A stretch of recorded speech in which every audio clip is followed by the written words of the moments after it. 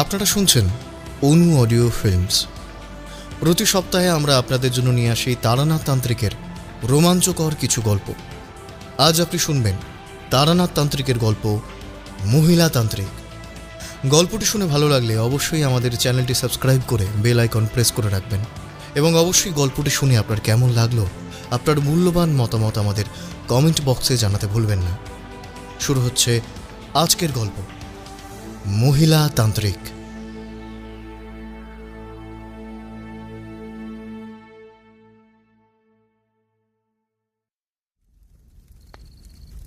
জঙ্গলটার নাম বেতালগড়ের জঙ্গল।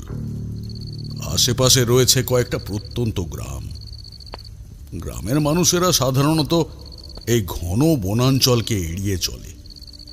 গভীর রাতে সেই ঘন দুর্ভেদ্য বনের মাঝখানে একটি ফাঁকা মতন জায়গায় একটা অগ্নিকুণ্ড জ্বলছে। অগ্নিকুণ্ডের একদিকে বসানো রয়েছে এক ভয়ঙ্কর দর্শন দেবতার প্রস্তর মূর্তি। সাধারণত এমন অদ্ভুত ধরনের মূর্তি কিন্তু চোখে পড়ে না। মূর্তির কোটরাগত লাল চোখে কামনার লালসা যেন ঝরে পড়ছে। সমগ্র দেহটা উলঙ্গ। আশেপাশে দুটি বস্ত্রহীনা নারী মূর্তি বিদ্যমান। নারী দুটি দেবতার শরীরকে অবলম্বন করে জড়িয়ে আছে পরস্পরের সাথে। জ্বলন্ত আগুনের অন্য পাশে একজন সাধিকা পদ্মাসনে উপবিষ্ট। আগুনের শিখার লালচে আভায় সাধিকার শরীরটা আলোকিত হয়ে উঠেছে। সাধিকার শরীরে বস্ত্রের লেশ মাত্র নেই। সম্পূর্ণ নগ্ন হয়ে সাধনায় রত সে। সমস্ত গায়ে ছাই ভস্য মাখা। বিভিন্ন পশু পাখিদের হাড় আর মুন্ডের মালা ঝোলানো রয়েছে গলায়। এলো চুল হাওয়ায় উড়ছে। তমসাচ্ছন্ন নিশীথে রাত চড়া পাখিগুলো খুব কাছেই যেন চেঁচিয়ে চলেছে কোনো এক অমঙ্গলের আশঙ্কায়। এই সময়ে সাধিকা অগ্নিকুণ্ডের আগুনের মধ্যে আহুতি দিল এক গাছা চুল। আর সঙ্গে সঙ্গে একটা কালো ধোঁয়া সামনের গ্রামের দিকে উড়ে গেল, জঙ্গলের গাছ গাছালির উপর দিয়ে। এমন সময় সাধিকা উঠে দাঁড়িয়ে জোরে জোরে মন্ত্রপাঠ করতে করতে দুলতে লাগল। তার সেই দুলুনি ধীরে ধীরে পরিবর্তিত হতে লাগলো নৃত্যে। বেশ কিছুক্ষণ চলল তার এই উদ্দাম উলঙ্গ নৃত্য। হঠাৎ পিছনের অন্ধকার জঙ্গলের ভিতর থেকে একটি ছায়া মূর্তি বেরিয়ে সামনে এসে দাঁড়ালো সাধিকার। একটি তরতাজা হৃষ্টপুষ্ট যুবক। তার চোখের লোলুপ দৃষ্টি উলঙ্গ নারীর শরীরের দিকে। কামনার লালসায় শরীর টান টান হয়ে উঠেছে, কিন্তু বেশ খানিকটা অস্বাভাবিক রকমের স্থির তার চোখের দৃষ্টি। কেউ কি তার উপর বশীকরণ করেছে? সম্ভবত এই নগ্ন সাধিকা কালো জাদুর মাধ্যমে তাকে তার ঘরের ভিতর থেকে টেনে এনেছে এই গভীর জঙ্গলে। যুবকটি কাছে আসতেই মহিলা সাধিকা তার কপালে লেপে দিল বিশেষ কোনো সুগন্ধিযুক্ত ভস্য। ধীরে ধীরে সম্মোহিত যুবকটি নিজের সমস্ত জামা কাপড় খুলে ফেলল। তারপর আগুনের সামনের মাটিতে আঁকা জ্যামিতিক চিত্র সদৃশ তন্ত্রক্রিয়ার একটা যন্ত্রের মধ্যে বসে পড়ল সে। সাধিকা যুবকটির ঠিক মুখোমুখি বসল। দুর্বোধ্য কোনো এক মন্ত্রের উচ্চারণ করতে করতে সাধিকা যুবকটির সঙ্গে যৌন সঙ্গমে লিপ্ত হল। বেশ কিছুক্ষণ চলল সেই যৌন ক্রিয়া। হঠাৎ সাধিকা উঠে দাঁড়াল। তারপর পূজার উপকরণের সঙ্গে রাখা ছুরিটা নিয়ে যুবকটির বুকে বসিয়ে দিল বেশ কয়েকবার। মরণ আর্তনাদে কেঁপে উঠল চারিদিক। ফিনকি দিয়ে রক্ত বেরিয়ে এলো। রক্তের ফোঁটা ছিটকে এসে লাগলো সাধিকার চোখে মুখে। একটা নৃশংস উল্লাসের অনুভূতিতে ভরে উঠল তার মুখটা। আর তারপরেই ছুরি দিয়ে যুবকের মস্তক কেটে নিয়ে নৈবেদ্য হিসেবে সাজিয়ে দিল দেবতার সামনে। কাটা ক্ষতস্থান থেকে বেরিয়ে আসা রক্ত মেখে নিল সারা গায়ে। বিকট পাশবিক উল্লাসের হাসিতে ফেটে পড়ল সে। তারপর আবার শুরু হলো তার মন্ত্রপাঠ।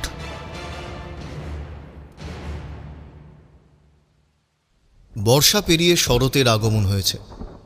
নীল আকাশে শুভ্র মেঘের ভেলা ইতস্তত ঘুরে বেড়াচ্ছে। মাঝে মাঝে এক পশলা বৃষ্টি নামছে, আবার পরমুহূর্তে রোদ্দুর খেলা করছে। প্রকৃতির এমন মন ভোলানো রূপ দেখতে দেখতে খানিকটা অন্যমনস্ক হয়ে পড়েছিলাম। বেশ কয়েকটা ছুটির দিনে অন্য কাজে ব্যস্ত থাকার জন্য আমাদের ঠাকুরমশাই মানে তারানাথ তান্ত্রিকের কাছে যাওয়া হয়নি।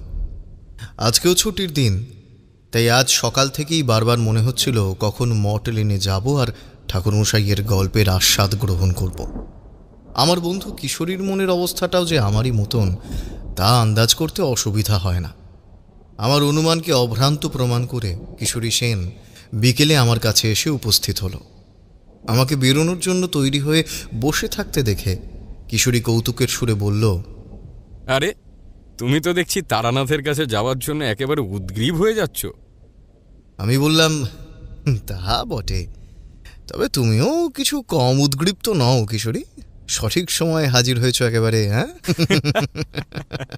তা যা বলেছ ভাইয়া। দুজনেই একসাথে হেসে উঠলাম।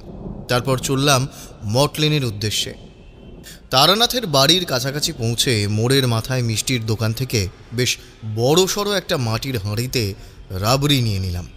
তারপর পাশের গুমটি দোকান থেকে পাসিং শোয়ের প্যাকেটটা পকেটে চালান করে তারানাথের বাড়ির দরজায় এসে দাঁড়ালাম। কড়া নাড়তে যাব এমন সময় দেখি দরজাটা খুলে গেল। দরজার ওপারে স্বয়ং ঠাকুরমশাই দাঁড়িয়ে। ঠাকুরমশাই গম্ভীর অথচ আন্তরিক সুরে অভ্যর্থনা জানালেন। বললেন, আরে এসো এসো হে জগাই মাধাই, ভিতরে এসো। তারপর এতদিন পরে মনে পড়লো তাহলে এই বুড়োকে, হ্যাঁ কি বলো? আজকে সকাল থেকেই আমার মনটা বড্ড টান ছিল যে তোমরা আসবে। শেষ পর্যন্ত এসেছো দেখে আমার মনটা বেশ ভালো লাগছে। আমরা রাবড়ির হাঁড়িটা ঠাকুরমশাইয়ের হাতে তুলে দিয়ে প্রণাম জানালাম।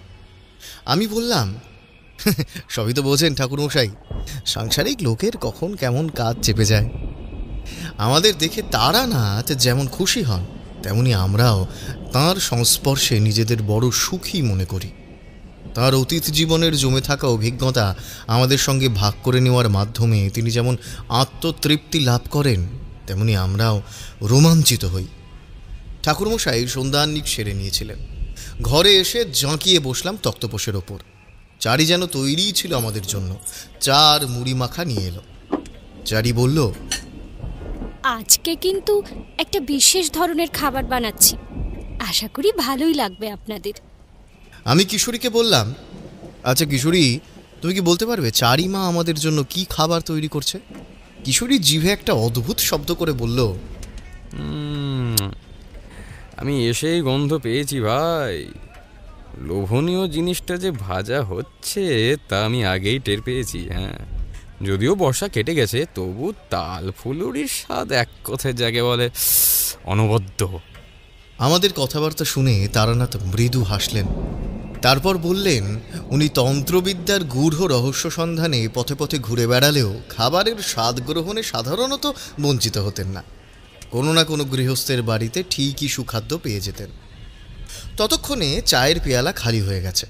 কিশোরী পাসিং শোয়ের প্যাকেটটা ঠাকুরমশাইয়ের দিকে এগিয়ে দিল। আমি বললাম, অনেক দিন গল্প শুনিনি ঠাকুরমশাই, এবার একটা রোমাঞ্চকর গল্প শুনতে চাই। বলেই আমি জিভ কাটলাম, কারণ আমি গল্প কথাটা উচ্চারণ করে ফেলেছি। ঠাকুরমশাই যদিও আমার কথায় রাগ করলেন না, প্যাকেট থেকে সিগারেট নিয়ে অগ্নিসংযোগ করে একটা শুক টান মারলেন। মুখ দিয়ে গল গল করে ধোঁয়া ছাড়তে ছাড়তে কোন অভিজ্ঞতাটা শোনাবেন সেটাই ভাবতে লাগলেন। তারপর শুরু করলেন, কখন যে কোন পথে প্রবাহিত হবে তার ধারণা করা বড়ই কঠিন। অবশ্য কিছু ক্ষেত্রে আন্দাজ করা যায় বটে, তবে বেশিরভাগ ক্ষেত্রেই বোঝাটা দায়। কিসের মোহে আকৃষ্ট হবে এবং তাতে তার কোনো ক্ষতি হবে কিনা সেটা সে নিজেও জানে না। আমিও আমার আরাধ্যা দেবীর কাছ থেকে জেনেছিলাম যে সাধনা করে বড় তান্ত্রিক হওয়া আমার ললাট লিখনে নেই। তবুও এক অমোঘ আকর্ষণে বেরিয়ে পড়তাম অজানা অচেনা পৃথিবীর আনাচে কানাচে। এইভাবে ঘুরতে ঘুরতে একদিন আমি পৌঁছে গেলাম একটা গ্রামের ভিতরে। গ্রামটাতে বেশিরভাগই মাটির কাঁচা বাড়ি, কিছু কিছু টালির চাল অথবা খড়ের চালের উপর লাউ শাক বা অন্য শাকের শাখা প্রশাখা বিস্তার করে আছে। অবশ্য হ্যাঁ, পাকা বাড়ি যে নেই এমন কথা নয়। চলতে চলতে পথের পাশে একটা নলকূপ দেখতে পেলাম। দুপুর গড়িয়েছিল, ভাবলাম এখানে বসেই কিছু খেয়ে নেওয়া যাক। তা সেই মতো নলকূপ থেকে হাত মুখ ধুয়ে একটা গাছের নিচে বসতে গিয়ে দেখলাম একজন বয়স্ক লোক গাছের নিচে বসে বাঁশের সরু সরু বাঁখারি দিয়ে ঝুড়ি বানাচ্ছে। তা আমি গিয়ে তার পাশে বসলাম। লোকটি এক মনে কাজ করছিল। আমাকে বসতে দেখে আমার দিকে মুখ তুলে তাকালো। আমি প্রথম কথা বললাম, বাহ, বেশ সুন্দর তো আপনার হাতের কাজ। তা কতদিন ধরে কাজ করছেন? বৃদ্ধ লোকটি বলল, অনেক ছোট বয়স থেকেই এ কাজ করি। চাষবাসের ফাঁকে অবসর সময়টা কাটে আর কি। তা আপনি কে মশাই? আপনাকে তো এই গ্রামে নতুন মনে হচ্ছে। যাবেন কোথায়? এ গ্রামের কারোর বাড়িতে নাকি? না না, এদিকে আমি আগে কখনো আসিনি। এই গ্রামের কারোর বাড়িতেও যাব না। আমি বিশ্বপথিক। আমার নাম তারানাথ চক্রবর্তী। এখানে পানীয় জল আছে দেখে খাবার খেতে আর একটু বিশ্রাম নিতে বসেছি, এই আর কি। আচ্ছা, বলছি, তা এই গ্রামের নাম কি? আগে আমাদের গ্রামের নাম হলো গিয়ে গৌরাঙ্গ চক। তবে ঠাকুর মশাই, আপনাকে একটা কথা জানিয়ে রাখি। যদি আপনি দূরে কোথাও যেতে চান, তবে সন্ধ্যের আগে বেলাবেলি রওনা হয়ে যাবেন। কেন বলুন তো? লোকটি একটু ইতস্তত করে বলল, না না, মানে গ্রামের শেষের দিকে আছে বেতালগড়ের জঙ্গল। জঙ্গলটা ভালো নয়। ইদানিং আমাদের গ্রামে অমঙ্গলের সূচনা হয়েছে। লোকটার কথার মাঝে অন্য একটি লোক হন্তদন্ত হয়ে সেখানে হাজির হলো। এই কি বলিস রে বঙ্কিম?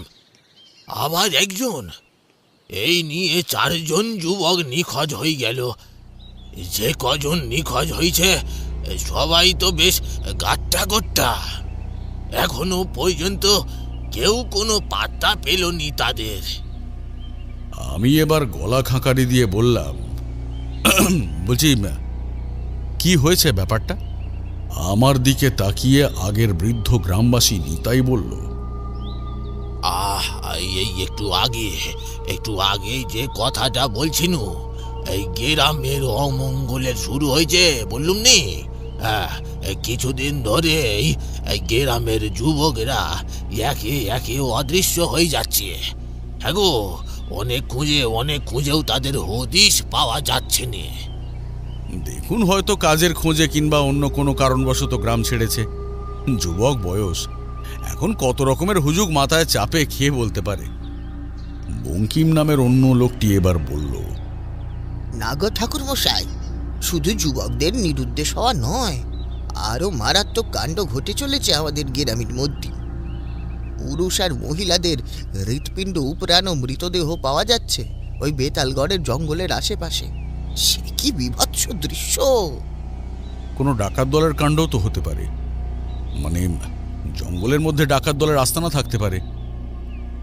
তীব্র প্রতিবাদ করে উঠে বৃদ্ধ নিতাই বলল, না না না না না, এ কোনো ডাকাতের কাজ নয়। ওই বেতালগড়ের জঙ্গলে মানুষ থাইতে পারে না।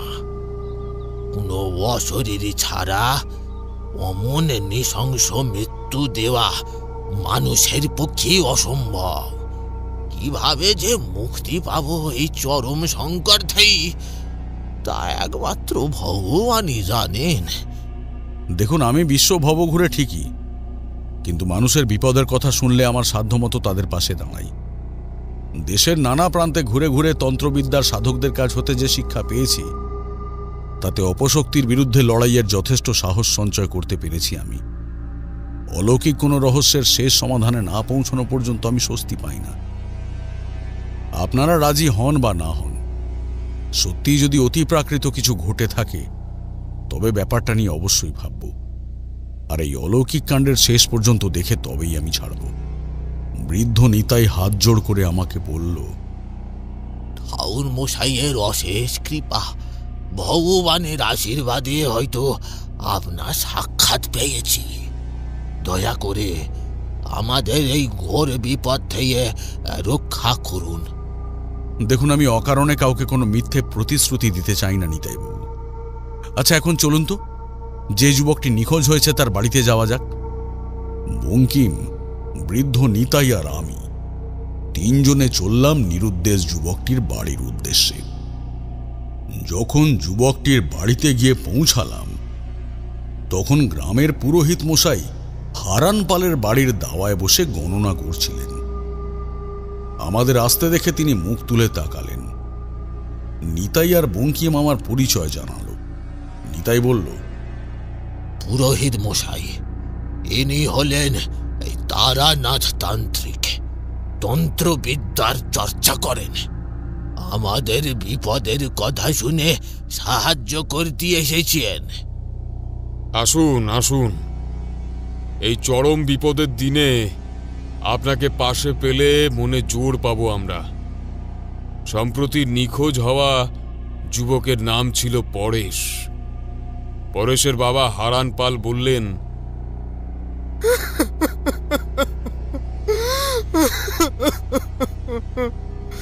আমার সুস্থ সবল ছেলেটা এইভাবে কোথাও চলে যাবে ভাবতেই পারছি না। কোথা থেকে যে কি হয়ে গেল কিছুই বুঝতে পারলাম না। আচ্ছা, আপনার ছেলের কয়েকদিনের মধ্যে অস্বাভাবিক কিছু লক্ষ্য করেছিলেন কি? না, সেরকম কিছু না, তবে কয়েকদিন উদাস হয়ে থাকতো। ভেবেছিলাম গ্রামের মধ্যে ঘটে যাওয়া দুর্ঘটনার জন্য হয়তো চিন্তিত।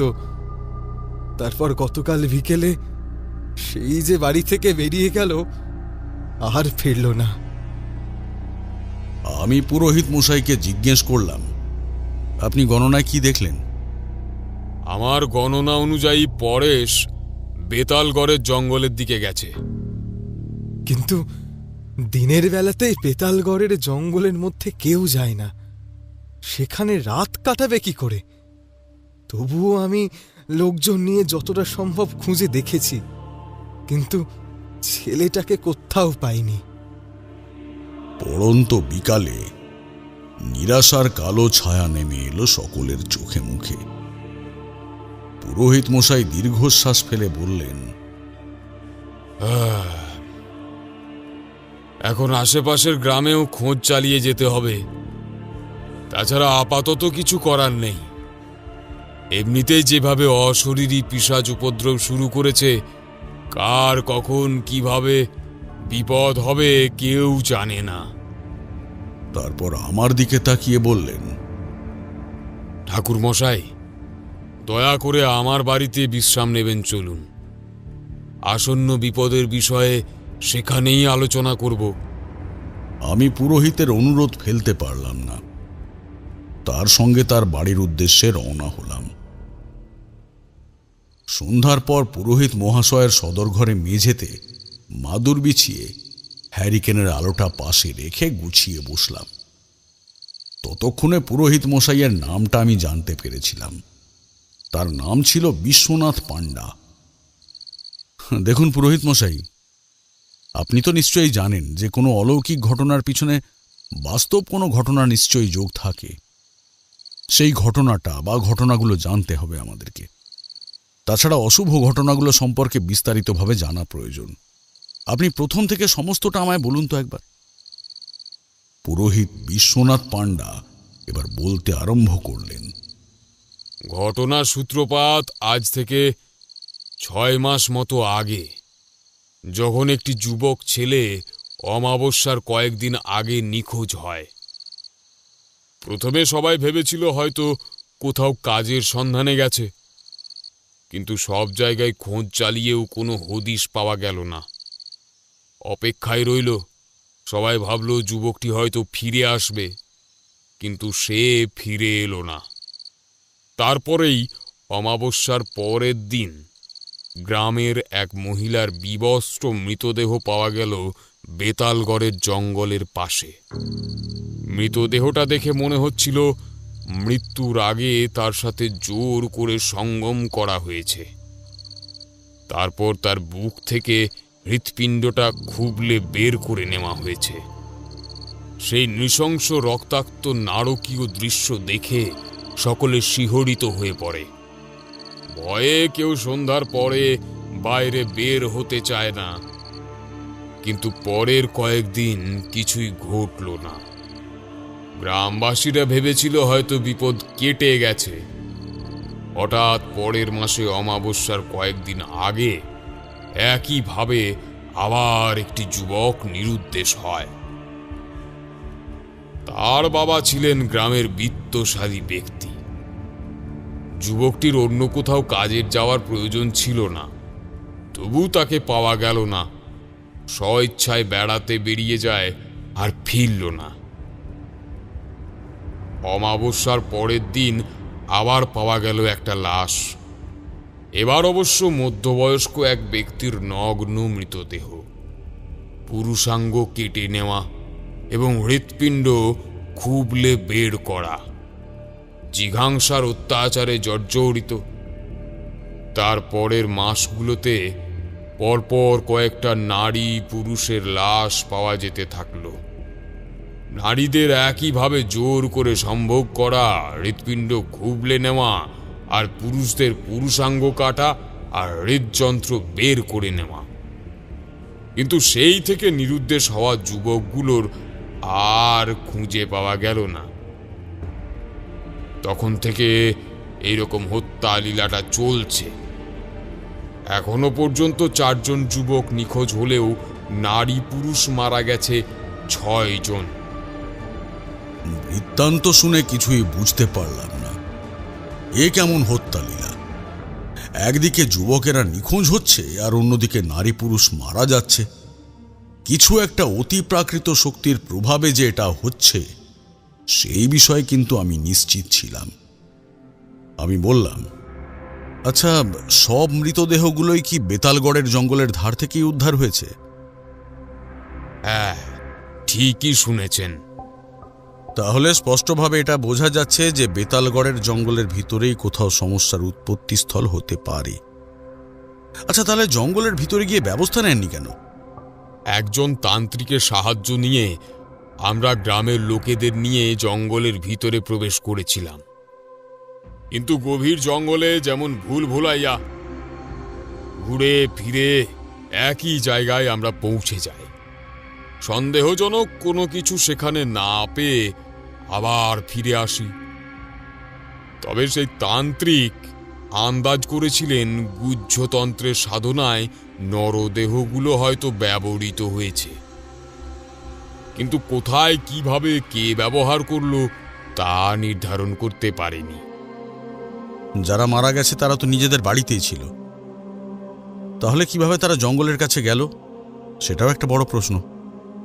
মৃতদেহদের আত্মীয়রা বলেছিল তারা নিজেরাই সকলের অলক্ষ্যে মাঝরাতে দরজা খুলে বাইরে বেরিয়েছিল। সেদিন রাতে বিছানায় শুয়ে শুয়ে পুরো ব্যাপারটা নিয়ে ভাবতে লাগলাম। কিছুতেই জটিল জট ছাড়াতে পারলাম না। ক্লান্ত হয়ে একসময় ঘুমিয়ে পড়লাম। খুব ভোরে যখন ঘুম ভাঙল তখন পূব আকাশ রক্তরাঙা হয়ে উঠেছে। সকালে পুরোহিত মশাইকে নিয়ে গোটা গ্রাম ঘুরে দেখতে বের হলাম। নিখোঁজ হওয়া যুবক আর মৃত নারী পুরুষদের বাড়িতে গিয়ে কিছু প্রশ্নের উত্তর জানতে চাইলাম। আমার উদ্দেশ্য ছিল এদের মধ্যে কোনো যোগসূত্র পাওয়া যায় কিনা সেটা দেখার। 4 জন যুবকের বাড়ি গ্রামের বিভিন্ন প্রান্তে ছিল। তাদের পাশের বাড়ির লোকজনের কাছ থেকে জানলাম নিখোঁজ যুবকরা পরস্পরের বন্ধু ছিল। মৃত গ্রামবাসীদের মধ্যে 2 জন নারী আর 4 জন পুরুষ ছিল। আমি খোঁজ খবর নিয়ে পুরোহিত মশাইকে নিয়ে চলে এলাম গ্রামের শিব মন্দিরে। পুরোহিত মশাই আমাকে জিজ্ঞেস করলেন, ঠাকুর মশাই, কিছু কি বুঝতে পারলেন? দেখুন পুরোহিত মশাই, কর্ণপিশাচিনীর সাধনা সম্পর্কে আমি অবহিত। এক্ষেত্রে সেই সাধনার সঙ্গে সামান্য মিল থাকলেও বেশিরভাগই কিন্তু অমিল। এইভাবে নারীদের সঙ্গে যৌন সঙ্গম করার পর তাদের হত্যা কিংবা পুরুষাঙ্গ ছেদন, এটা কোন ধরনের তন্ত্রক্রিয়ার অঙ্গ হতে পারে তা আমি সঠিক জানি না। সত্যি কথা বলতে গেলে সেই তন্ত্র সম্পর্কে সম্পূর্ণ জ্ঞান আমার নেই। তবে হ্যাঁ, অল্প যা জানি তা থেকে এইটুকু বলতে পারি যে তান্ত্রিক এই অপকর্ম করেছে সে তার উপাস্য দেবতা বা দেবীর কাছ থেকে শক্তি লাভের উদ্দেশ্যেই করছে, আর বেতালগড়ের জঙ্গলটাই তার সাধনাস্থল। কিন্তু বেতালগড়ে আমরা তো কিছুই দেখিনি। আমি গম্ভীর মুখে ভাবতে ভাবতে বললাম, সেটাই তো রহস্য, কোনো কিছু পাওয়া গেল না।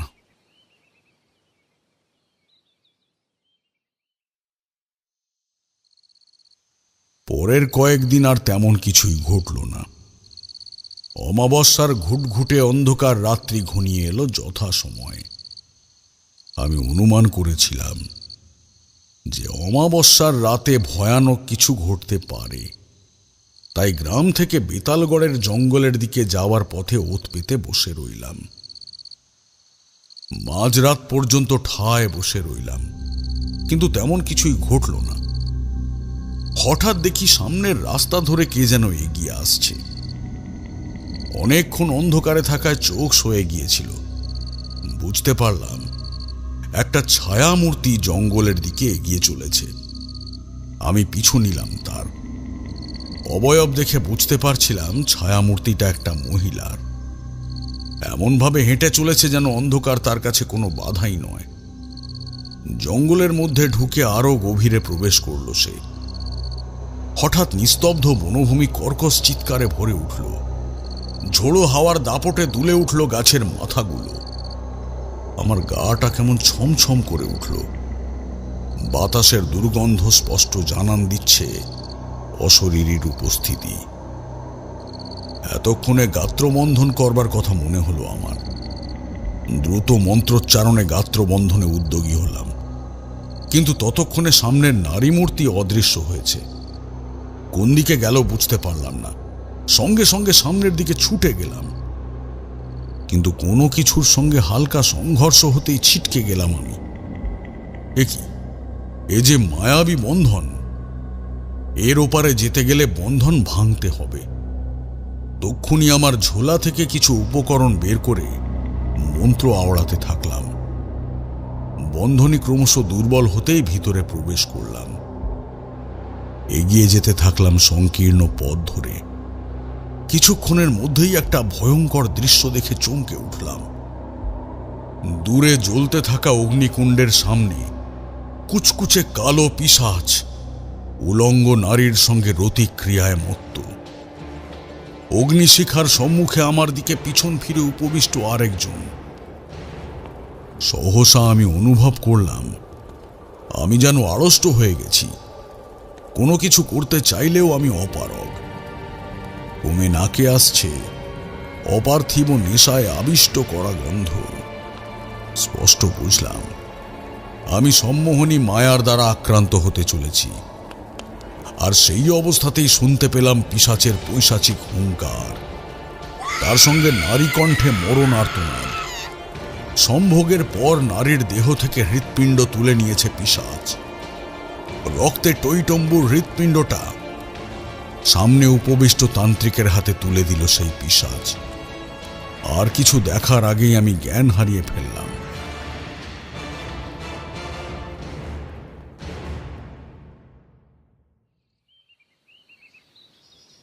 যখন জ্ঞান ফিরল তখন নিজেকে আবিষ্কার করলাম জঙ্গলের শুকনো পাতার উপর। গতকাল রাতের অবিশ্বাস্য দৃশ্যগুলো মনে পড়ল, কিন্তু আমার ব্যর্থতার কারণ কিছুই বুঝলাম না। আমার এতদিনের অর্জন করা তন্ত্রজ্ঞান কোনো কাজেই লাগাতে পারলাম না। উঠে দাঁড়ালাম। দেখলাম আমি বেতালগড়ের জঙ্গলের কিনারায় দাঁড়িয়ে আছি। আমি গ্রামের দিকে চলতে আরম্ভ করলাম, কিন্তু জঙ্গল আর গ্রামের মধ্যেকার রাস্তায় দেখলাম পড়ে আছে একটা উলঙ্গ নারীর ক্ষতবিক্ষত নিস্পন্দ দেহ। ইতিমধ্যেই গ্রামের লোকজন আসা যাওয়া শুরু করেছে। মৃতদেহটা দেখেই তারা আতঙ্কিত হয়ে চেঁচামেচি শুরু করল। আমি আর সেখানে দাঁড়ালাম না, ধীর পায়ে গ্রামে ফিরে এলাম। দুপুরে গাছের বটতলার নিচে একটা আলোচনা সভা বসল। আমার সঙ্গে ঘটা অলৌকিক অস্বাভাবিক ঘটনা জানাজানি হতেই ব্যর্থতার জন্য গ্রামবাসীদের কটাক্ষ শুনতে হলো আমাকে। জনৈক গ্রামবাসী বলল, ঠাকুর মশাই নিজেকে রক্ষা করতে পারছেন না, আর আমাদের রক্ষা করবে না। গ্রামের মোড়ল বললেন, এই চুপ করো, উনি আমাদের বিপদে সহায় হয়ে এসেছেন, নিজের জীবনের ঝুঁকি নিয়ে আমাদের সমস্যার সমাধান করতে চেষ্টা করছে। ওনাকে অসম্মান করবার চেষ্টা করবে না তোমরা। লোকটা আর কিছু বলল না। আমি গভীরভাবে চিন্তা করলাম কোথায় আমার খামতিটা ছিল। পুরোহিত মশাইকে জিজ্ঞেস করলাম, আচ্ছা, যে যুবকগুলো নিখোঁজ হয়েছিল তারা তো পরস্পরের বন্ধু ছিল, তাদের চরিত্র কেমন ছিল জানেন? পুরোহিত মশাই বললেন, এই কথাটা আমার আগেই জানানো উচিত ছিল। যুবকগুলির চরিত্র একেবারেই ভালো ছিল না। গ্রামের মেয়ে মানুষদের টিটকিরি করত, অসামাজিক কার্যকলাপ করে বেড়াতো তারা। কেউ বাধা দিলে তাদেরকে মারধর করত। স্বীকার করতে দ্বিধা নেই, ওদের নিরুদ্দেশ হওয়া একদিকে যেমন অতি প্রাকৃত শক্তির ভয় ধরায়, অন্যদিকে ওরা না থাকায় গ্রামের মেয়ে বউরা স্বস্তি পেয়েছে। আমি একটা ছোট্ট সূত্র হাতে পেলাম বলে মনে হলো। তাহলে কি কেউ প্রতিশোধ নিচ্ছে? কিন্তু তাহলে যুবকগুলোর মৃতদেহ পাওয়া যায় না কেন? তাদের অন্তিম পরিণতি কি হয়? গত রাতে স্পষ্ট দেখেছি তান্ত্রিক তার সাধনায় নরদেহের হৃৎপিণ্ড ব্যবহার করেছে। এত শক্তিশালী তান্ত্রিক যে আমাকেও তার মায়াবী বাঁধনে আষ্ঠে পৃষ্ঠে জড়িয়ে ফেলেছিল। আমার দেহবন্ধন থাকায় খুব বেশি ক্ষতি করতে পারেনি বটে, তবে তার মায়াজাল কিছুটা হলেও আমার উপর কাজ করেছিল। আমি আমার উপাস্য দেবীর ধ্যান করতে বসলাম, কিন্তু গত রাতের বিভীষিকাময় অভিজ্ঞতাটা বারবার আমার মনে ঘোরাফেরা করতে লাগলো। গভীর মনোযোগী হয়ে পুনরায় পুরো দৃশ্যটা বিশ্লেষণ করতে আগ্রহী হলাম। হঠাৎ একটা বিষয় যেন চোখের সামনে ভেসে উঠল।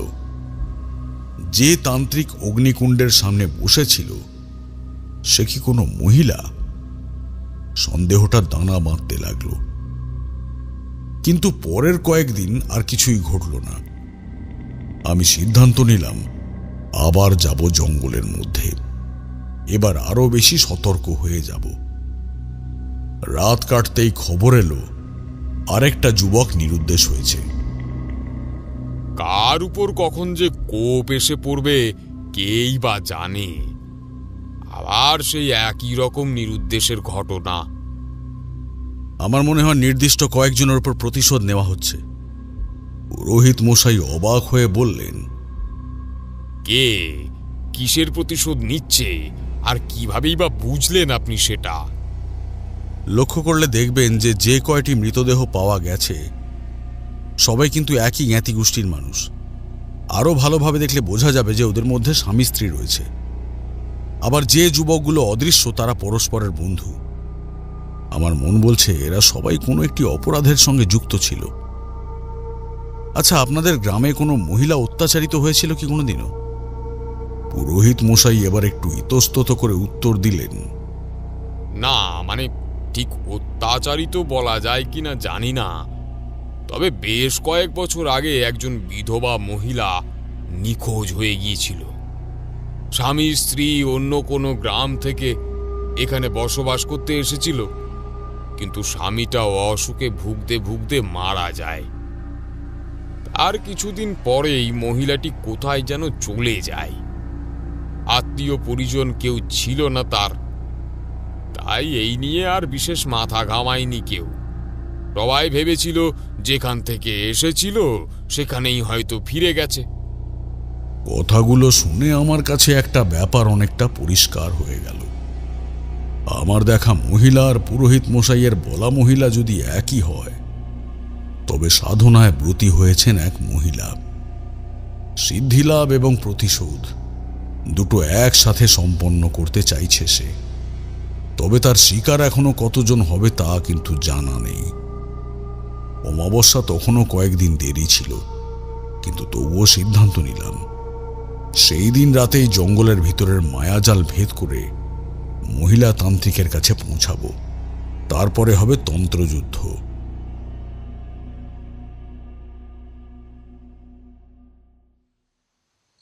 বেতালগড়ের জঙ্গলের ভিতরে যখন আমরা পৌঁছালাম তখন মধ্যরাত।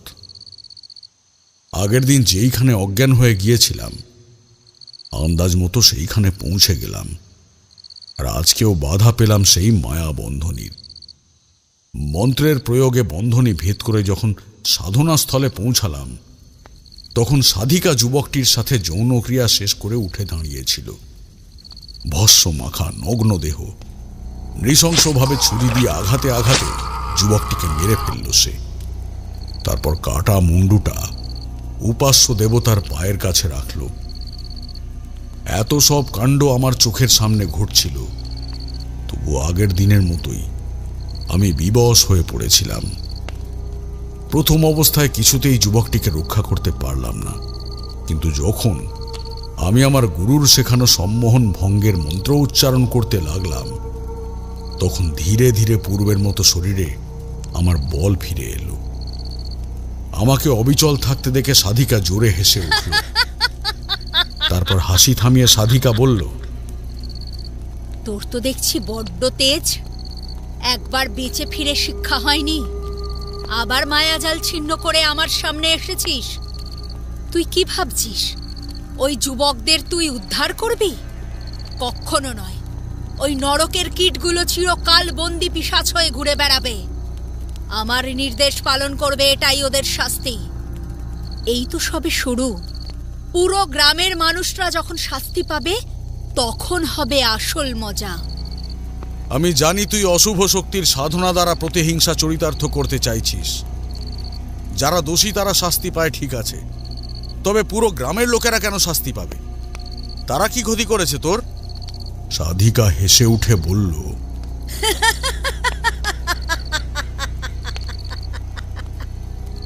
কি ক্ষতি করেছে শুনবি তুই? তবে শোন, তোরা আমার সঙ্গে হওয়া অত্যাচার দেখেও না দেখার ভান করেছে। এতটুকু সাহায্য কেউ করেনি। আগে মূল দোষীদের শেষ করব, তারপর একে একে সবাই শাস্তি ভোগ করবে। যখন আমি দুর্বল ছিলাম তখন সব অপমান কষ্ট মুখ বুঝে সহ্য করেছিলাম। এখন আমি তন্ত্র শক্তিতে বলীয়ান। আমি ওদের বিচার করব, কে আমার মোকাবিলা করবে। তুই করবি আমার সঙ্গে লড়াই? তোমার সাথে অন্যায় যদি হয়েই থাকে তবে নিশ্চয়ই দোষীদের উপর প্রতিশোধ নেবে, কিন্তু ক্ষমতার দর্পে অন্যান্যদের উপর আক্রমণ করা তো উচিত নয়। সাধিকা পাগলের মতো মাথা নাড়তে নাড়তে বলল, আরে যা যা, উচিত অনুচিত আমায় শেখাতে আসবি না। তুই যতই চেষ্টা কর, তোর ভগবান তোকে কিছুতেই সাহায্য করবে না। আমার যা ইচ্ছা আমি তাই করব। এর মাঝখানে তুই এলে তুইও রেহাই পাবি না তান্ত্রিক। ফিরে যা, তুই ফিরে যা। আমার চোখের সামনে অন্যায় আমি সহ্য করব না। মর তবে।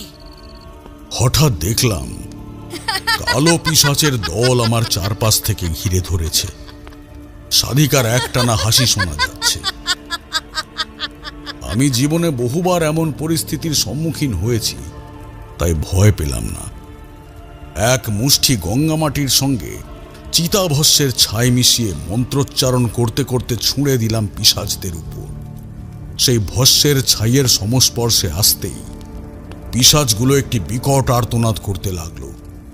ঘন কালো ধোঁয়ায় ছেয়ে গেল চারিদিক। সেই ধোঁয়ার সঙ্গে পিশাচের দল মিলিয়ে যেতে লাগলো অন্ধকারে। আমি এবার আমার মোক্ষম অস্ত্রের প্রয়োগ করলাম। মন্ত্র পাঠের সঙ্গে এক মুঠো ভস্যের ছাই নিয়ে মন্ত্রপুত করে ছুঁড়ে দিলাম সাধিকার উদ্দেশ্যে। কিন্তু ব্যর্থ হলো আমার সেই প্রচেষ্টা। হো হো করে হেসে সেই সাধিকা প্রজ্বলিত অগ্নিতে কিছু একটা ফেলে দিল। তক্ষুনি এক রাশ কালো ধোঁয়া উৎপন্ন হয়ে ছুটে এলো আমার কাছে। আমার চোখগুলো অসম্ভব জ্বালা করে উঠল। একটা উদগ্র কামনার বাসনার মনের মধ্যে চেপে বসল যেন। সাধিকার নগ্ন শরীরের আকর্ষণে ছুটে গেলাম তার দিকে। মনে হতে লাগলো অসংখ্য রূপসী আশেপাশে ঘোরাফেরা করছে। মনকে একাগ্র করে প্রাণপণে নিজেকে নিজের নিয়ন্ত্রণে রাখতে চেষ্টা করলাম। শেষ পর্যন্ত আত্মসম্বরণ করতে সক্ষম হলাম। অন্যান্য যুবকদের মতো আমাকেও কাম দ্বারা বশীভূত করে দেবতার কাছে বলি দেবার প্রচেষ্টা নস্যাৎ করে দিলাম। পুরোহিতের কাছে বিধবা মহিলার কথা শুনে মনের মধ্যে যে সহানুভূতিটা তৈরি হয়েছিল, এখন সেটা পরিবর্তিত হলো রাগ আর ঘৃণায়। আমাকে বশীভূত করে তার এই গর্হিত কাজে ব্যবহার করার প্রচেষ্টার যোগ্য প্রত্যাঘাত হিসেবে বেছে নিলাম কুণ্ডলিনী প্রহার। বিশেষভাবে নির্বাচিত মন্ত্রের জপের সাথে নিজ দেহের কুণ্ডলিনী শক্তিকে জাগরিত করে বিপক্ষের মনের মধ্যে আঘাতই ছিল এর উদ্দেশ্য। আর এই পদ্ধতিতে কাজ হলো। সাধিকার মনঃসংযোগ ব্যাহত হতেই মায়ার বল কমতে থাকল। শেষ পর্যন্ত আমার সৃষ্ট তন্ত্রের বাঁধনে পেঁচিয়ে ধরলাম তাকে। সাধিকা ক্ষিপ্ত হয়ে গর্জন করে উঠল, তুই আমাকে আটকাতে পারবি না তান্ত্রিক। আমি আমার প্রতিশোধ নেবই, তার আগে তোকে শেষ করব। কথাটা বলতে বলতেই তার মুখ দিয়ে এক প্রকার তরল আগুন ছিটকে এসে পড়ল। সঙ্গে সঙ্গে আগুনের ফুলকি ভয়াবহ রূপ ধারণ করে ছুটে আসতে লাগলো আমার দিকে। এরকম ভয়ঙ্কর পরিস্থিতির জন্যে আমি তৈরি ছিলাম না। পিছিয়ে যেতে গিয়ে পড়ে গেলাম মাটিতে। আগুনের হলকা তখন খুব কাছাকাছি এসে গেল, তবে সঠিক সময় ঘুরে সরে যেতে রক্ষা পেলাম। তখনই মা কালীর চরণস্পর্শী ফুলের সাথে বিশেষ যজ্ঞের কাঠ ছুঁড়ে মারলাম সাধিকার দিকে লক্ষ্য করে। জোড়া আক্রমণে এবার সাধিকা আর নড়াচড়া করতে পারল না, কেবল রাগে ফুঁসতে লাগল। আমি বললাম, মানুষের আপন স্বার্থ সিদ্ধির জন্য যদি তন্ত্রকে ব্যবহার করা হয়, তবে সাধক বা সাধিকার অর্জিত শক্তি বেশি দিন স্থায়ী হয় না। ওরে মূর্খ, তুইও সেই রকম শক্তিহীন হয়ে পড়বি, ব্যর্থ হবে তোর সমস্ত সাধনা। সাধিকা পাগলের মতো হাসতে লাগল। হাসি থামিয়ে সাধিকা এবার নরম সুরে বলল, আমি চাইও না এই শক্তি। আমার প্রতিশোধ শেষ হলেই এ জীবন আর রাখব না। কেন আমি তন্ত্র সাধনার পথে এসেছি শুনবে? শুনবে আমার করুণ কাহিনী? শুনবো, নিশ্চয়ই শুনবো সেই অজানা কাহিনী যার জন্য এই ভয়ঙ্কর মায়াবী খেলায় মেতেছ তুমি। সাধিকা বলতে আরম্ভ করল, আজ থেকে প্রায় 5 বছর আগে আমি ছিলাম অত্যন্ত সাধারণ একজন নারী। আমার নাম ছিল রমলা। জনম দুঃখিনী ছিলাম আমি। নিবাস ছিল রঞ্জবার নামে একটি গ্রামে।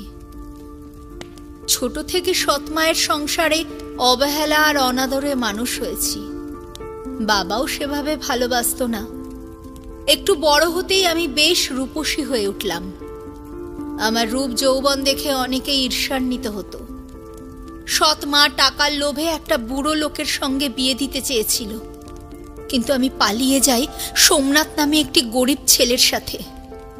সোমনাথের বাবা মা ছিল না, দুজনে সংসার পাতলাম। সংসারে অভাব অনটন ছিল, কিন্তু সুখের কোনো অভাব ছিল না। তবে কপালে সবার তো সুখ আর সয় না, আমারও সেই দশা হলো। সোমনাথের এক নিঃসন্তান পিসি সোমনাথকে তার বিষয় সম্পত্তি দান করে গিয়েছিলেন। সেই মতো আমরা চলে গেলাম গৌরাঙ্গচক গ্রামে বসবাস করার জন্য। তারপর থেকেই শুরু হলো বিপত্তি। সোমনাথের পিসির জ্ঞাতি গোষ্ঠীর লোকজন আমাদের হিংসা করতে লাগলো। সম্পত্তির ভাগ থেকে বঞ্চিত হয়ে আমাদের উপর ক্ষিপ্ত হলো। নানা ভাবে আমাদের বিরক্ত করতে শুরু করলো। তবুও সেসব আমল না দিয়ে গরিবের ছেলে সোমনাথ চাষ করা নিয়ে মেতে উঠল। একদিন সোমনাথের পিসির 4 জন দেওরের ছেলেরা আমাদের বাড়িতে এসে হাজির হলো। সোমনাথ তখন মাঠ থেকে ফিরে স্নানে যাওয়ার জন্য তৈরি হচ্ছিল, আর আমি ঘরের কাছে ব্যস্ত ছিলাম। 4 জনেই মদ খেয়ে চুর হয়েছিল। প্রথম জন বলল, এই শোন সোমনাথ, তুই এখানে উড়ে এসে জুড়ে বসেছিস, এ সম্পত্তি আমাদের, তোর কোনো অধিকার নেই এ সম্পত্তিতে। ভালোই ভালোই এখান থেকে কেটে পড়বি, না হলে কিন্তু ফল খুব খারাপ হবে। হ্যাঁ দাদা, আমি অনাথ। পিসির দয়ায় যা কিছু পেয়েছি সবই তোমাদের দিয়ে দেব। আমাকে শুধু একটু চাষের জমি আর থাকার ঘরটুকু দিলেই হবে। ওতেই আমি চাষাবাদ করে সংসার চালিয়ে নেব।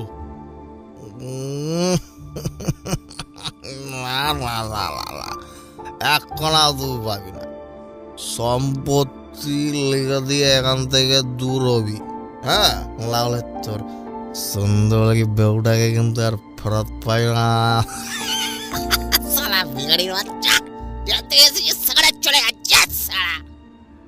না রে না, ও চলে যাক, ক্ষতি নেই। তবে ওর বউটা এখানে থেকে যাক, বরং আমাদের বাড়িতে 5 মাস কাটবে। তুই বিশ্বাস কর, খাওয়া পড়ার কোনো অভাব রাখবো না।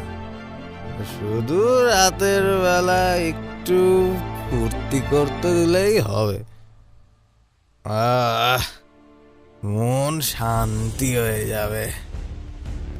এমনিতে সোমনাথ খুব নিরীহ ছেলে ছিল, কিন্তু নিজের স্ত্রীর সম্পর্কে অসম্মানজনক কথা শুনে নিজেকে স্থির রাখতে পারল না। চেঁচিয়ে উঠে বলল, মুখ সামলে কথা বলবি শয়তান। কথাটা বলে সপাটে একটা চড় কষিয়ে দিল। থাপ্পড় খেয়ে উঠোনে উল্টে পড়ল 3য় জন। কিন্তু বাকিরা সবাই মিলে আমার স্বামীকে বেধড়ক মারতে আরম্ভ করলো। আমি ছুটে এসে তাদের হাত থেকে ওকে ছাড়াতে পারলাম না। 4 জন মাতালের সঙ্গে লড়াইয়ে পারল না আমার স্বামী। গ্রামের কোনো লোক এগিয়ে এলো না। আমি সাহায্য চাইলে কেউ কেউ বলল, পারিবারিক সম্পত্তির জন্য লড়াইয়ে নাক গলাবে না। অশ্রাব্য গালাগালি দিতে দিতে যখন ওরা চলে গেল, তখন আমার স্বামীর উঠে বসার ক্ষমতা নেই। কাঁদতে কাঁদতে আমি আহত স্বামীকে উঠিয়ে তার শুশ্রূষা করলাম। বললাম, এই সম্পত্তি তুমি ছেড়ে দাও, আমরা যেমন ছিলাম সেভাবেই থাকব। আমার স্বামী যন্ত্রণা ক্লিষ্ট গলায় বলল, সবকিছু ছেড়ে দিতে আমি রাজি, কিন্তু তোমাকে নিয়ে বাজে মন্তব্য সহ্য করতে পারবো না, কিছুতেই না। তুমি আমার জীবন। দুজনেই মানসিকভাবে বিধ্বস্ত ছিলাম। কয়েকদিন পর আমি সকালে উঠে বাড়ির উঠোনে দেখলাম ফুলের মালা ছাইসহ একটা কালো বিড়াল মরে পড়ে আছে। ভীষণ ভয় পেয়ে গেলাম আমি। সেই মুহূর্তে কি করব ভেবে পাচ্ছিলাম না। মরা বিড়ালটা ফেলে দিয়ে এলাম। কিন্তু দিন দিন আমার স্বামীর অসুস্থতা বাড়তে লাগলো। বৈদ্য কবিরাজের দেওয়া ওষুধ কাজ করছিল না। তখনও বুঝিনি আমার স্বামীর ওপর হিংসা করে কালো জাদু করেছে কেউ, তাই ওষুধে ঠিকভাবে কাজ হয়নি। একদিন আমি জল আনতে গেলাম, আর সেখানে স্বামীকে মারধর করা 2টি লোকের স্ত্রীরা উপস্থিত ছিল। আমি যেতেই আমাকে কটাক্ষ করে নানা রকম খারাপ কথা বলতে থাকলো।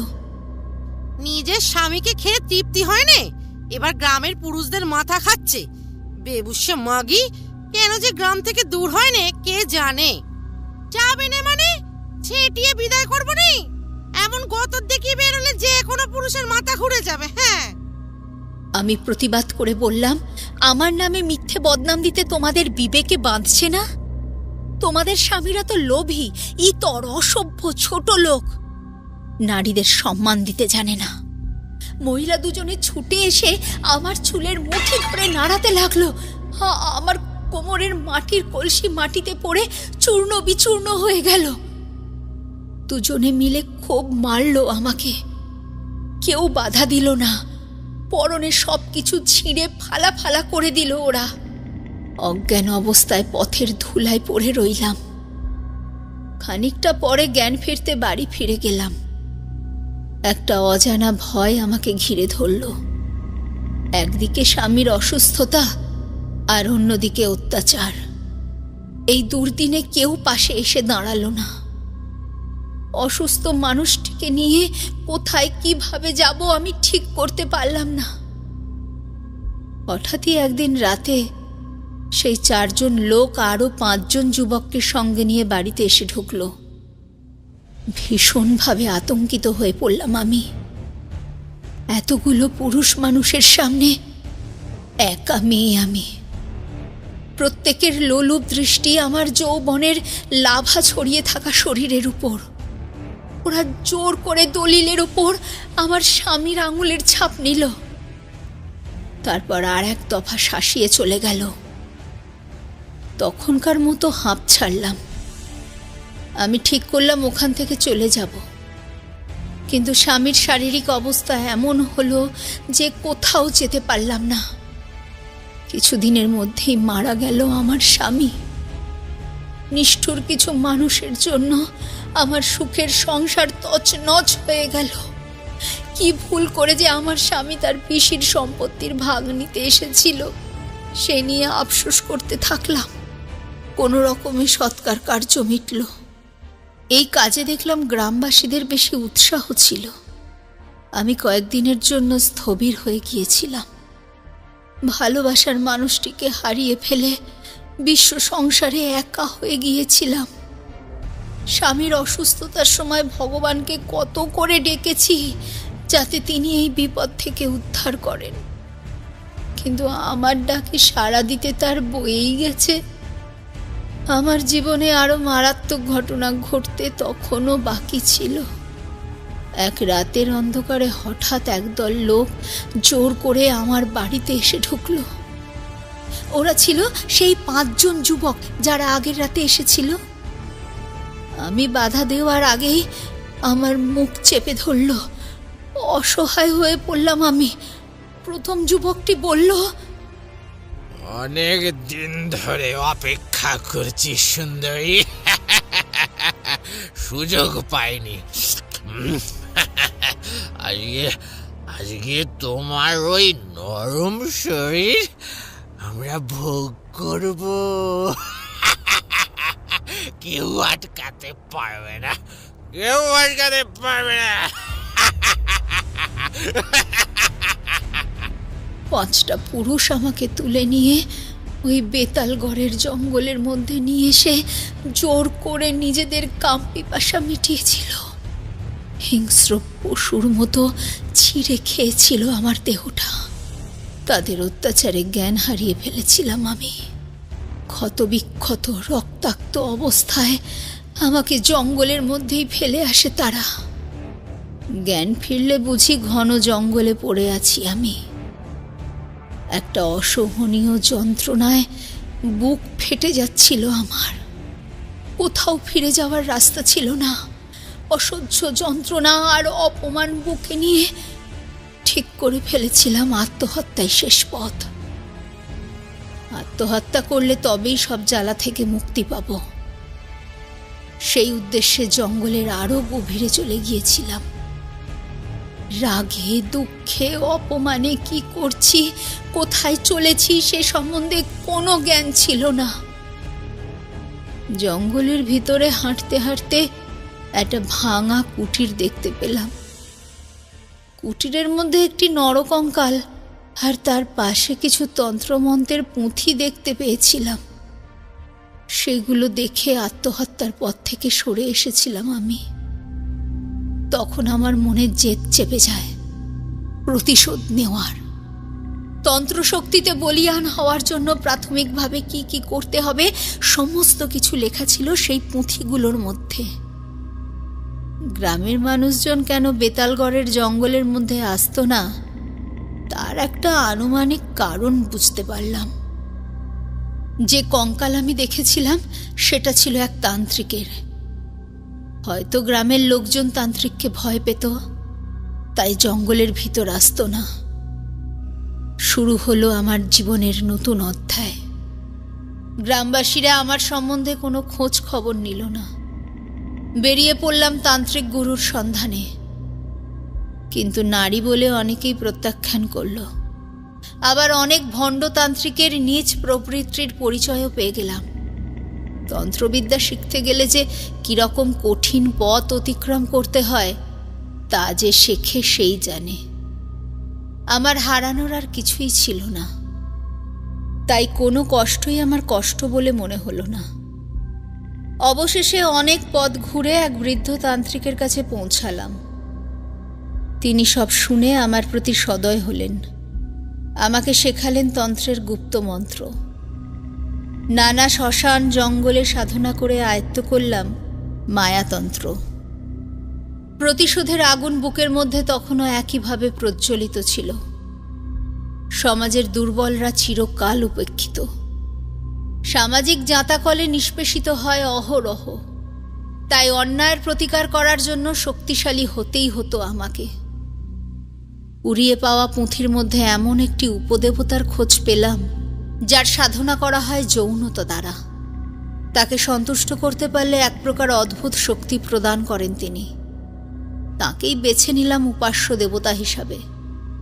এর মাধ্যমে আমার প্রতিশোধ পূর্ণ হবে, আবার সাধনাতেও সফলতা মিলবে। তাই চলে এলাম বেতালগড়ের জঙ্গলে। প্রতি মাসে একজন করে যুবককে মায়াজালে বেঁধে এখানে নিয়ে আসি। তারপর এই কল্পচক্র ছকের উপর যৌন ক্রিয়ার পর তার মাথা কেটে দেবতার চরণে নিবেদন করি, আর শাস্তি হিসেবে যুবকের আত্মাকে পিশাচ রূপে বন্দী করে রাখি। পিশাচ রূপে বন্দী থেকে ওরা চিরকাল আমার আজ্ঞাবহ হয়ে থাকবে, আর অমাবস্যার রাতে এদের দ্বারা আমার এবং আমার স্বামীর উপর অত্যাচার করা মহিলা পুরুষদের তুলে এনে হত্যা করাই। মৃত্যুর আগে পিশাচ মহিলাদের সঙ্গে সম্ভোগে লিপ্ত হয়, তারপর হৃৎপিণ্ড খুবলে হত্যা করে, আর পুরুষদের ধরে এনে পুরুষাঙ্গ উপড়ে নিত, তারপর হৃৎপিণ্ড খুবলে নিত। আজকে আমার অত্যাচার করা যুবকগুলোকে শেষ করেছি। বাকি আছে অন্যায়কারীদের প্রশ্রয় দেওয়া গ্রামবাসীদের শাস্তি। এতক্ষণ ধরে সাধিকার কথাগুলো শুনতে শুনতে সমস্ত শরীরে শিহরণ খেলে যাচ্ছিল। দুঃখ শোকে কাতর হওয়ার পর প্রতিশোধ নেওয়ার জন্য তন্ত্র সাধনা করতে পারে এমন নারী এই জগতে বিরল। একজন অবলা নারী সময় বিশেষে যে ভয়ঙ্কর শক্তি ধারণ করতে পারে, এই সাধিকা তার প্রকৃষ্ট উদাহরণ। তবে সে যে অপরাধীদের শাস্তি দিতে পেরেছিল, এতে সে স্বস্তি পেয়েছিল। তারপর সেই সাধিকার কি হলো? না, বেচারি তো অনেক কষ্ট পেয়েছিল। তার দুঃখের কাহিনী শুনে তাকে কি মুক্ত করে দিয়েছিলেন? কিশোরীর কথা শুনে ঠাকুরমশাই মৃদু হাসলেন। এমন সময় চারি তালফুলুরির বাটি নিয়ে ঘরে ঢুকল। আমরা কয়েকটা তালফুলুরি মুখে নিয়ে চিবোতে চিবোতে ঠাকুরমশাইয়ের কথা শোনার জন্য অপেক্ষা করতে লাগলাম। ঠাকুরমশাই আবারও বলতে লাগলেন, মেয়েটি সত্যি মারাত্মকভাবে অত্যাচারিত হয়েছিল। সেই নির্যাতনের কাহিনী শুনে আমিও মনে মনে কষ্ট পেয়েছিলাম বটে, কিন্তু সেই মুহূর্তে সে ছিল প্রচণ্ড শক্তিশালী। হঠাৎ করে সে ভালো ব্যবহার শুরু করেছিল, তাই এটা তার ছলনা কিনা বুঝতে পারছিলাম না। তাকে মুক্ত করলে প্রথমেই হয়তো সে আমাকেই আঘাত করত। এর আগে আমি অনেক দুষ্টু তান্ত্রিকের বিনাশ করেছিলাম। ভেবেছিলাম একেও কি সেইভাবেই বিনাশ করব। দস্যুদের কাছে সম্মান হারানোর অপরিমেয় যন্ত্রণা সহ্য করা একজন নারীর পক্ষে খুবই কঠিন। তাই সে যা করেছে সেটাকে অপরাধ বলবো কি করে? কি করা উচিত সেই বিষয়ে সঠিক সিদ্ধান্ত নিতে পারছিলাম না। এইসব চিন্তা ভাবনার মধ্যে আরো একটা অলৌকিক কাণ্ড ঘটে গেল। আমার তৈরি বন্ধনে থাকা অবস্থাতেই সাধিকা চোখ বুজে বিড়বিড় করে মন্ত্র পড়ছিল। হঠাৎ সে আমার সৃষ্ট বাঁধন এক নিমেষে ছিঁড়ে ফেলল। আমিও পরবর্তী লড়াইয়ের জন্য প্রস্তুত হলাম, কিন্তু আমাকে অবাক করে দিয়ে সাধিকা বেশ শান্ত হয়েই বলল, তুমি হয়তো ঠিক তান্ত্রিক, আমার উপর হওয়া অত্যাচারের প্রতিবাদ হয়তো গ্রামবাসীরা করেনি বা ভয় প্রতিবাদ করার সাহস পায়নি। এখন তাদের ওপর প্রতিশোধ নিলে হয়তো সেটা অন্যায় হবে। এক অন্যায়ের প্রতিশোধ নিতে আর এক অন্যায় করতে হবে, কিন্তু দুর্বলের উপর দুষ্ট অত্যাচার করলে সমাজের মানুষদের প্রতিবাদ করাই তো মানব ধর্ম। দৃষ্টান্তমূলক শাস্তি না দিলে অপরাধীরা বারবার নির্যাতন করবে। হয়তো দুষ্টের দমন করতে গিয়ে কিছু পাপ আমি করেছি, কিন্তু তার জন্য আমার এতটুকু অনুশোচনা নেই। আমার মতো সাধারণ একটা মেয়ে এরকম আশ্চর্য শক্তির অধিকারিণী হয়ে উঠবে তা কেউ কল্পনাও করতে পারেনি। তবে আমি আমার প্রতিজ্ঞা পালন করেছি। এ জীবনের প্রতি আর কোনো মোহ আমার নেই। আমি চললাম আমার প্রিয়জনের কাছে, আমার স্বামীর কাছে। বিদায়। কথা শেষ করেই সাধিকা মন্ত্রোচ্চারণ শুরু করল। এ মন্ত্র নশ্বর শরীর থেকে আত্মার মুক্তি মন্ত্র। সাধিকার এমন আচরণ আমার কাছে সম্পূর্ণ অপ্রত্যাশিত ছিল। আমি কিংকর্তব্য বিমূঢ় হয়ে দাঁড়িয়ে রইলাম, বাধা দিতে পারলাম না। জঙ্গলের পরিবেশ যেন উতলা হয়ে উঠল। ঝোড়ো বাতাস এলোমেলোভাবে গাছ গাছালিতে হিল্লোল জাগিয়ে তুলল। ধীরে ধীরে সাধিকার আত্মা দেহ থেকে বেরিয়ে গেল। সাধিকার শরীরের তীব্র জ্যোতি আগুনের আকার ধারণ করল। পুড়ে যেতে লাগলো তার নশ্বর শরীর। তার আত্মাও ধীরে ধীরে অন্তরিক্ষে বিলীন হয়ে গেল। আমি অবাক হয়ে তাকিয়ে রইলাম সেই দিকে। বেঁচে থাকলে হয়তো এই সাধিকা তার জ্ঞান কাজে লাগিয়ে জগতের কল্যাণ করতে পারত, কিন্তু সেই সুযোগ আর হলো না। মনটা কেমন যেন বিষণ্ণ হয়ে উঠল।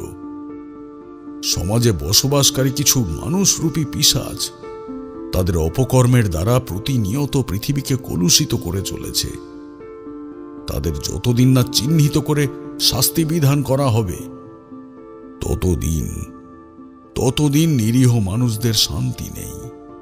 ক্লান্ত চরণে আমি ফিরে চললাম গৌরাঙ্গ চক গ্রামের দিকে। পূর্ব দিকে নতুন সূর্য পৃথিবীকে আলো দেখাচ্ছে। মোলায়েম ঠান্ডা ভোরের বাতাস চোখে মুখে ঝাপটা দিয়ে যাচ্ছে। আমি হঠাৎ গ্রামের পথ ছেড়ে অন্য দিকের পথ ধরলাম।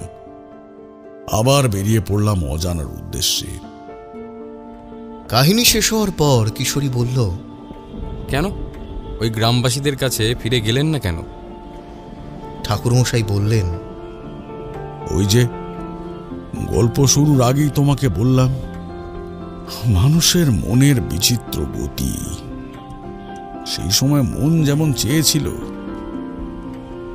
তেমনই কাজ করেছিলাম আমি। এই কথা বলি ঠাকুরমশাই আর একটা সিগারেট ধরিয়ে উদাসভাবে ধোঁয়া ছাড়তে লাগলেন।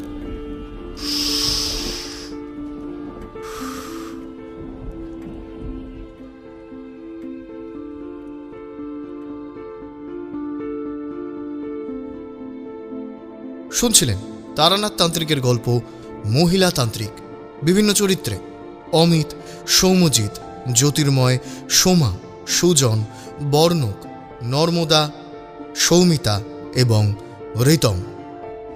সমগ্র গল্পটির কণ্ঠাভিনয় নির্মাণ করেছে ঋতুরাজ স্টুডিও। সমগ্র গল্পটির কণ্ঠ সম্পাদনা, ধ্বনি সম্পাদনা এবং আবহ সম্পাদনা করেছে 62 FPS স্টুডিও। গল্পটি শুনে ভালো লাগলে অবশ্যই আমাদের চ্যানেলটি সাবস্ক্রাইব করে বেল আইকন প্রেস করে রাখবেন এবং অবশ্যই আপনার মূল্যবান মতামত আমাদের কমেন্ট বক্সে জানাতে ভুলবেন না। তাহলে আগামী সপ্তাহে আরও একটি রোমাঞ্চকর তারানাথ তান্ত্রিকের গল্প নিয়ে হাজির হব আমরা। ততক্ষণ পর্যন্ত স্টে টিউনড।